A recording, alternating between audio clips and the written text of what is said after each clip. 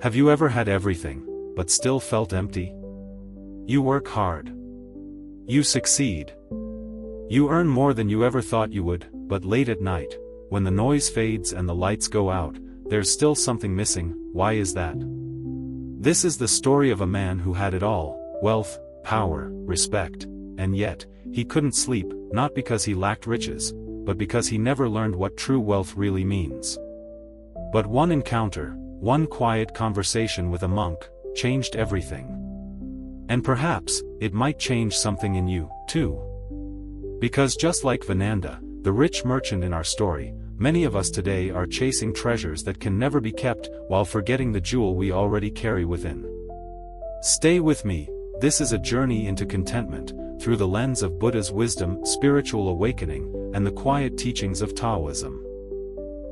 In the ancient city of Varanasi, there lived a merchant named Vinanda. He was known throughout the land, not just for his wealth, but for the way he displayed it. Silk robes. Gold rings. A home that shimmered with luxury. He owned trading ships that crossed oceans, and warehouses filled with spices and gems. But none of it could quiet his mind. Every day, he worried, what if I lose it all? What if someone steals it? What if it's still not enough? You see, Vinanda had built a castle out of fear, and fear, no matter how golden its walls, makes a poor home for peace. One day, he heard whispers of a monk, Mahakashyapa, a disciple of the Buddha, said to carry a wisdom that could silence the noisiest heart. Out of curiosity, Vinanda went to find him. He expected a temple glittering with relics. But instead, he found a quiet place. Simple. Earthy. Calm. Mahakashyapa sat on a woven mat, dressed in nothing but a faded robe. No guards. No gold. Just stillness. Vinanda bowed and said, "Great monk, I have everything, yet no peace. Tell me, what is true wealth?" The monk smiled. "Walk with me," he said. They walked through the village. Past markets. Past palaces. Down to the river. There, a fisherman sat, mending his net. His hands were calloused. His clothes, worn thin. But he was singing. A soft melody. No audience. Just the river and the breeze. The monk turned to Vinanda. "Tell me, who is richer, this man, or you?" Vinanda scoffed.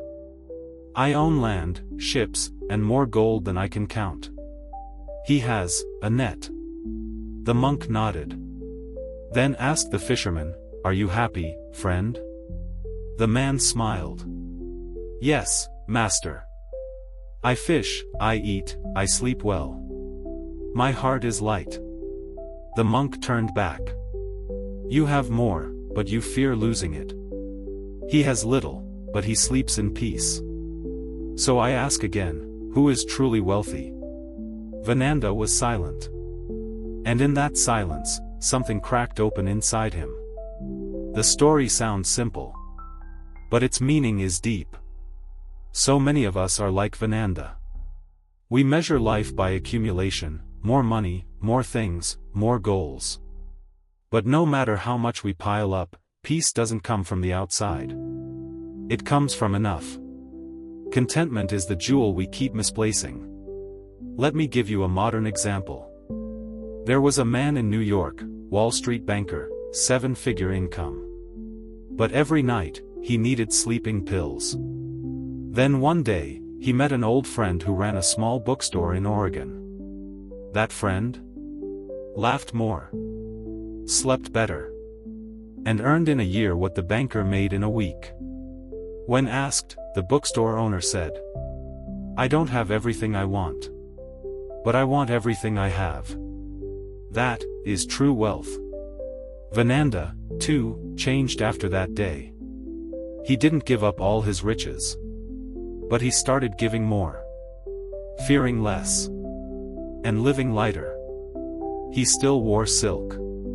But now, he smiled with his heart. So here's the gentle reminder today. True prosperity isn't found in what we store, but in what we can let go. Not all rich people are peaceful. And not all peaceful people are rich. But those who know when enough is enough, those are the ones who sleep best at night. Maybe the jewel you're looking for isn't something to gain. Maybe it's something to recognize within you. If this story moved you, share it with someone who's always chasing, and if you'd like more stories like this, rooted in ancient wisdom, yet made for modern hearts, consider subscribing. Stay present. Stay content. And stay kind.